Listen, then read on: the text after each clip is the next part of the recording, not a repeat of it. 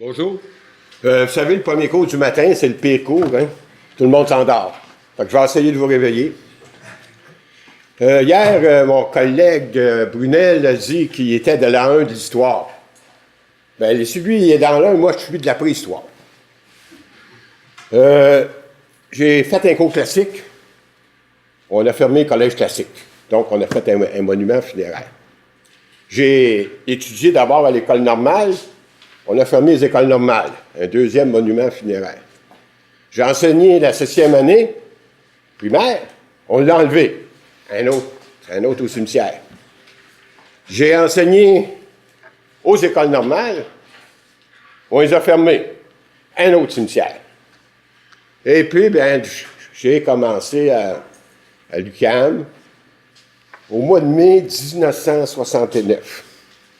Je pourrais vous raconter tout ce qui s'est passé, comment ça s'est déroulé. Mais je reviendrai demain sur ça.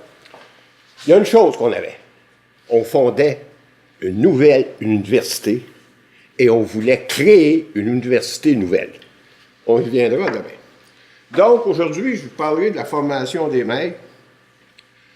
On a intitulé 50 ans, rupture et continuité.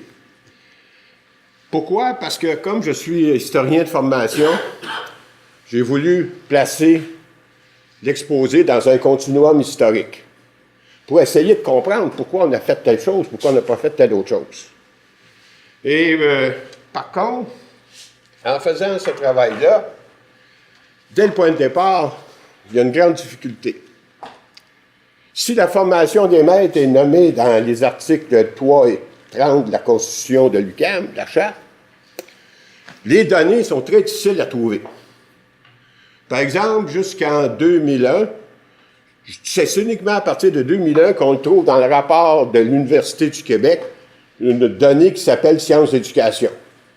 Avant ça, ça n'existe pas. Il y a aussi, hier, il y en a qui ont analysé le discours des présidents. Bien, jamais on parle de formation des maîtres. Et donc, si vous voulez, les données sont très difficiles à obtenir, d'autant plus que quand on regarde au niveau de la province, éducation, c'est tout l'ensemble de la province, et quand on fait formation des maîtres dans la province, c'est toutes les universités. Donc, les données sont très difficiles. Une chance que j'ai eu de l'aide de la recherche institutionnelle de l'UQ, avec Mme Bonnet, la recherche institutionnelle de l'UQAM, puis le ministère de l'Éducation, pour essayer de retracer, dans le fond, tous les programmes de formation des maîtres. Donc, ceci étant dit, on commence. Donc, j'en ai parlé hier, quand il y a eu une intervention de fait. Et, voyons, moi je pense que ça. Non, pas avec vos doigts. Ah oui, avec vos doigts, mais... Excusez-moi. Je ne suis pas réveillé, monsieur Allard. Je ne suis pas réveillé. Mais je suis pas... Normalement, ça devrait marcher. C'est parce qu'il faut exercer une certaine pression. Écoutez, là, y aller comme... Mais voyez-vous, je ne pouvais pas exercer une certaine pression. Pour... tout simplement, cette photo-là, c'est une des premières écoles normales de filles dans les années 1900, au début du siècle. Et vous voyez que les jeunes filles étaient très bien habillées à l'époque. Excusez. Il y a un de mes amis anglophones qui m'a dit, Michel, you are a neophyte peasant takes new technology. J'en suis le cas. Voyons, ça marche pas, ça. Félix. Voulez-vous que je m'assoie à côté de vous? Ah oui, assois-là comme vous. Oui, venez ici, monsieur. Bon, donc, ce que je vous ai montré hier, je ne reviendrai pas sur ça. Dans la loi de l'Université du Québec, c'est le seul domaine d'études, si vous voulez, ou groupe qui est mentionné. La formation des maîtres, et en même temps, quand on regarde au niveau des constituantes, comme on l'a dit hier aussi, on parle de service à la collectivité à l'intérieur des... à l'intérieur. Bon. La question qu'on se pose, pourquoi? Pourquoi qu'on aime ça? Pourquoi qu'on marque formation des maîtres et on ne marque rien d'autre? Alors, si on fait un petit retour en arrière, les écoles normales ont commencé au Québec en 1856. Il y en avait 3. Dans les années autour du tournant du siècle, on a fondé un paquet, faisait qu'en 63, on avait 125 écoles normales dont les programmes, il faut faire attention à ça, relevaient du comité catholique du département d'instruction publique. Les écoles normales anglaises, il y en avait rattachées aux universités, et il y avait 6 établissements de formation des maîtres qui étaient des écoles rattachées à des universités, et non pas des facultés. Donc, c'est ce qu'on a et, je m'excuse, mais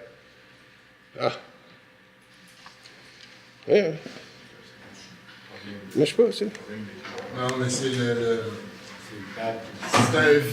c'est un vieux portable. Ah! Et tout ce vieux, puis il pense qu'il est plus vieux que moi, fait que...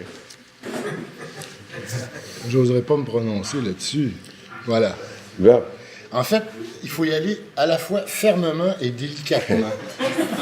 Bien des choses comme ça. Bon. Par contre, les écoles normales, depuis leur fondation, en 1856, ont toujours été critiquées. Là, au début, c'était les évêques qui critiquaient. On enlevait des sujets au collège classique. Après ça, c'était le seul groupe des écoles normales qui, dans les années 1900, a fait la lutte pour l'instruction gratuite et obligatoire. Alors, on disait que c'est juste les francs-maçons qui faisaient ça, donc les écoles normales. Et quand, je ne me rappelle pas de ça, le frère Untel, quand il a publié ses insolences, ça a été intollé un peu partout au Québec. Et lui, ce qu'il disait, la crise de tout enseignant, de tout enseignement, c'est celle des enseignants. Ils ne savent rien. Point final. Alors, quand la commission royale d'enquête parents est arrivée, et c'est sûr qu'on a parlé beaucoup de formation des maîtres. Et on a dit la formation et le perfectionnement des maîtres sont donc au cœur de la réforme scolaire. Et là, si vous regardez toutes les enquêtes qui ont été faites au Québec, depuis la première dans les années de 1790-91, toutes les enquêtes au rapport disent toujours ceci. Pour la base, c'est la formation des maîtres. Si tu veux avoir une bonne école de qualité, il faut que tu ailles de bons maîtres. Si tu veux avoir de bons maîtres, il faut former ces maîtres-là. Donc, dans le rapport parent, on disait que ça devait être intégré à l'enseignement supérieur. Et Guy Rocher, lui, il disait, le corps enseignant restera toujours avec un institut ambigu. Ils ne seront pas allés à l'université. Peut-être un peu snobiste, mais ça disait que c'est un groupe. Et tellement que dans les années 64, 65, on appelait les écoles normales les collèges classiques des pauvres. Alors, ceux qui n'avaient pas d'argent ne pouvaient pas aller au collège classique, ils s'en allaient aux écoles normales. Parce que les écoles normales de garçons étaient gratuites, ou à peu près. Mais les écoles normales de filles, il fallait payer. Donc, le suivant, s'il vous plaît. Oui. Il y a ironie d'histoire. En 1875, qu'on a aboli le ministère de l'Instruction publique parce qu'on disait que l'éducation est trop importante pour être laissée aux politiciens. C'est ce que Boucher de Boucherville disait en 1876. On a, malgré qu'on critiquait les écoles normales, on ne les a pas abolies. Mais quand on a créé en 1964 le ministère de l'Éducation, on a aboli les écoles normales. Alors, suivant. Bon, oui, il en manque une avant, je suis Hop. Alors, Histoire, correct. Correct. La suivante? Oui. Bon. Alors, quand on abolit les écoles normales, il y a... J'en ai passé une, excusez. Ben là, entre 7 et 8, il n'y en a pas. Bon, OK. Désolé. Bon, OK. Il y a 2 événements importants qui sont passés, qu'on oublie souvent dans l'histoire de l'éducation. En 1966, le ministère de l'Éducation a offert aux institutions universitaires existantes, il y en avait 6, de créer un réseau. S'il avait dit oui, on ne serait pas là ici aujourd'hui. Mais les universités existantes voulaient chacun préserver son indépendance. On dit non. Alors là, on est pris dans une espèce de problème. En 1966, il y a un autre événement qui s'est passé, c'est qu'on a passé le règlement numéro 4. Par le règlement numéro 4, pour devenir enseignant, il fallait que tu fasses 3 ans après une 13e année, donc l'équivalent d'un cégep. Et puis, c'était le ministère qui agréait les universités ou les établissements et qui agréait les programmes. Donc, on se trouvait à ce moment-là avec toute une clientèle d'enseignants qui avaient un brevet C ou un brevet B ou un brevet A, mais qu'il fallait qu'ils viennent à l'université. Alors là, voici qu'on a créé l'UQ en 68. Vous voyez que dans chacune des constituantes, il y a des écoles normales. À Montréal, il y en avait 3, Jacques-Cartier, Ville-Marie, l'École normale d'enseignement technique et l'École des beaux-arts. Donc, dans chaque place, c'était à la base. Tu veux, s'il te plaît? Donc, les héros des écoles normales. Donc, les écoles normales sont partout. On a d'abord utilisé les locaux des écoles normales. Deuxièmement, les cadres plus ou moins. C'est assez comique dans par exemple, à l'UQAM, tous ceux qui étaient des hauts cadres du Collège Sainte-Marie ou des écoles normales, il y en a un qui est venu à l'UQAM, il était directeur du service de l'approvisionnement. Tous les autres ont disparu. Par contre, les professeurs, je ne peux pas le savoir pour les autres régions, mais comme j'étais allé en 69, j'ai pris l'annuaire de 69, 70, j'ai pu retracer tous ceux qui étaient des écoles normales. C'était à peu près 40% du corps professoral. Et finalement, les étudiants, on avait des étudiants de formation initiale, et aussi on a permis aux étudiants qui étaient en 3e année d'école normale de venir à l'université et d'obtenir un bac. Donc, il y avait déjà, si vous voulez, un bassin de population. Alors voilà, il y a 3 éléments de rupture dont je et nous allons vous entretenir. Une nouvelle clientèle à l'université, la multiplication des acteurs et leur dispersion, et les études avancées ou supérieures qui apparaissent à ce moment-là. Premier élément de rupture suite à l'application du règlement numéro 4 de 1966. Et cela, ça va se répercuter sur les clientèles de l'UQ et les programmes de formation. Des centaines d'enseignants détenteurs de diplômes devenus obsolètes ne répondent plus aux nouveaux critères de qualification. Alors, c'est dans ce contexte-là que la formation enseignante a été donnée au réseau UQ en particulier et au réseau universitaire en général. Des centaines d'autres ne détiennent aucune qualification. À titre d'exemple, notons qu'en Abitibi-Témiscamingue, 63%, on parle de 1969, des enseignants ne sont pas qualifiés, dont 90% des enseignants primaires. Une situation similaire peut aussi être observée dans les autres régions du Québec. La hausse de la natalité, ce qu'on a appelé le baby boom, jointe à l'obligation en 1961 pour l'enfant de fréquenter obligatoire, ou plutôt l'adolescent, de fréquenter obligatoirement l'école jusqu'à l'âge de 15 ans, sont tous des facteurs qui créent une augmentation sérieuse de la population scolaire et par conséquent une demande accrue d'enseignantes et d'enseignants qualifiés à l'université. On pourrait ajouter à ça qu'il y a la révolution industrielle menée à terme demande aussi une qualification supérieure de l'ensemble de la population, ce qui, j'en parlais avec Marc Urbain Proux tantôt, est, quant à moi, un grand facteur de progrès. L'augmentation de la scolarisation, dont le réseau UQ est un grand facteur, est quelque chose de très similaire à au rattrapage en matière de richesse collective qui est le nôtre pendant cette période. Diapo suivante. Les atouts de l'UQ. Dans le contexte du réseau de l'UQ, le réseau de l'UQ possède tous les atouts pour satisfaire aux besoins de formation de recyclage des maîtres. Géographiquement, les constituantes du réseau, disséminées sur tout le territoire, sont plus accessibles que les anciennes universités cantonnées dans les centres urbains. Les constituantes de l'UQ adoptent des mesures dont la promotion parcours, l'élargissement des critères d'admission à toute personne âgée de 25 ans, aujourd'hui on a abaissé ça à 21 ans, détentrice d'un diplôme d'études secondaires et possédant une expérience pertinente qui ouvre les portes de l'université à des centaines d'enseignantes et d'enseignants. D'autres mesures d'ordre organisationnel, dont l'élargissement de la plage horaire à des cours donnés en soirée ou durant les fins de semaine, contribuent aussi à faciliter la conciliation travail-études. Bref, enseignantes et enseignants peuvent désormais, dans la grande majorité des programmes, suivre les mêmes cours que ceux inscrits à temps complet, ce qui n'était pas toujours le cas auparavant. L'ensemble de ces mesures a permis aux constituantes du réseau de l'Université du Québec de remplir avec un certain succès, sinon un succès certain, leur mission de contribuer à la formation des enseignants. Les données recueillies nous permettent de l'affirmer. Et nous avons donc certaines statistiques. C'est quand on regarde l'évolution de la part des inscrits dans les programmes de formation des maîtres sur l'ensemble des inscrits de l'UQ, on remarque qu'en 1973, c'est l'année la plus loin où on peut avoir certaines données, C'est autour de 41 à 42 % de la population de chaque constituante. Si on regarde en 2015, c'est rendu autour de 13 %. Mais par contre, si on regarde la ligne ici, on s'aperçoit qu'en nombre absolu, c'est toujours le même. À peu près, ça tourne toujours autour de 10 000 étudiants. Et je vous rappelle, je dirais que 10 000 étudiants, ça correspond au nombre d'étudiants qu'on avait dans toutes les écoles normales du Québec en 1964. Continue. Suivante. On roule la suivante, oui. L'autre. On a voulu garder aussi les questions à temps plein ou à temps partiel.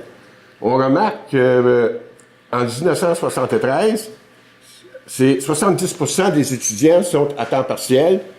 Ça, c'est ça à temps plein, si vous voulez, ici. Et quand on arrive en 2015, c'est l'inverse, c'est 30 % des étudiants qui sont à temps partiel. Donc, c'était surtout les gens qui étaient en formation des maîtres, c'était des gens qui travaillaient, donc ça allait bien en temps partiel. L'autre tableau. L'autre tableau, l'évolution des inscriptions dans les programmes selon le sexe. Or, si c'était 60 % de femmes dans les années 1973, c'est rendu aujourd'hui autour de 80 %.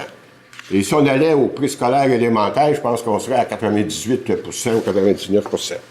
Félix? Au plan financier, soulignons qu'en 1981-82, la seule année pour laquelle nous avons pu obtenir des données, dans la majorité des constituantes, UQAM, UQTR, UQAC et UQAR, le pourcentage des dépenses d'enseignement octroyées au secteur de l'éducation est inférieur au poids relatif des inscriptions. Et ça, c'est majeur et c'est encore le cas. C'est ce que je parle. C'est ainsi qu'à l'UQAM, même si les étudiants en formation enseignante comptent pour 23 % du nombre total des étudiants inscrits, le secteur de l'enseignement ne représente que 14,4 % des dépenses d'enseignement. Seuls l'UQACH et l'UQAT se démarquent et en cours des dépenses supérieures au poids des étudiants inscrits. On peut affirmer que la formation enseignante, en plus de permettre au réseau UQ de remplir sa mission spécifique, a aussi joué un rôle majeur dans la naissance et la survie des constituantes de l'UQ lors de leurs premières années d'existence. À la lumière de ces données, la boutade à l'effet que la formation des maîtres représentait la vache à lait de l'UQ correspond à une réalité. Autre élément de rupture, c'est l'organisation des programmes. J'y vais très vite. Ça, il vous reste 2 minutes, monsieur. C'est une citation que l'on retrouve, qu'on peut retrouver dans à peu près tous les rapports, disant que la dispersion des maîtres se fait partout à l'intérieur de l'université. On continue, Félix? Oui. C'est études supérieures. Dans ce contexte, peu de professeurs d'école normée, et ça c'est majeur, avaient complété des études doctorales, d'autant que pour accéder au titre de régulier, un professeur devait avoir enseigné au moins 5 ans aux ordres primaires ou secondaires ou avoir été inspecteur d'école. À l'UQAM, la grande majorité des 48 professeurs du département des sciences de l'éducation issus des écoles normales ne détenaient qu'une maîtrise. Environ 20 % d'entre eux avaient complété des études doctorales. À l'UQTR, ce pourcentage s'élève à 23 %, alors que dans l'ensemble du Québec, le nombre de détenteurs de doctorat dans le corps professoral de toutes les facultés et des départements d'éducation n'était que de 29 % 69. Alors, pour faire une histoire courte, il y a eu des programmes de maîtrise qui ont été mis en place dès 1975 et depuis 1987, en sciences de l'éducation, on a ce qu'on appelle le doctorat réseau, qui est un beau succès et où il y a eu 290 diplômés depuis et ça fonctionne bien, nous sommes bien fiers de ça. Le mot de la fin, Michel? Oui, juste pour terminer, il y a 2 éléments de continuité. Le gros problème de formation des maîtres, c'est que, et tous les rapports qui existent, c'est pas contrôlé par l'université. C'est contrôlé par le ministère de l'Éducation. Autant par le règlement numéro 4, autant par ce qui se fait récemment. Là, maintenant, il faut avoir 4 années pour former un maître. C'est pas les universités qui l'ont décidé, c'est le gouvernement. Et dans la dernière réforme, on a mis sur pied un comité qui va dans les universités pour voir s'ils ont bien suivi le programme. Et j'ai 2 citations que j'ai prises à l'intérieur du dernier rapport de 2015.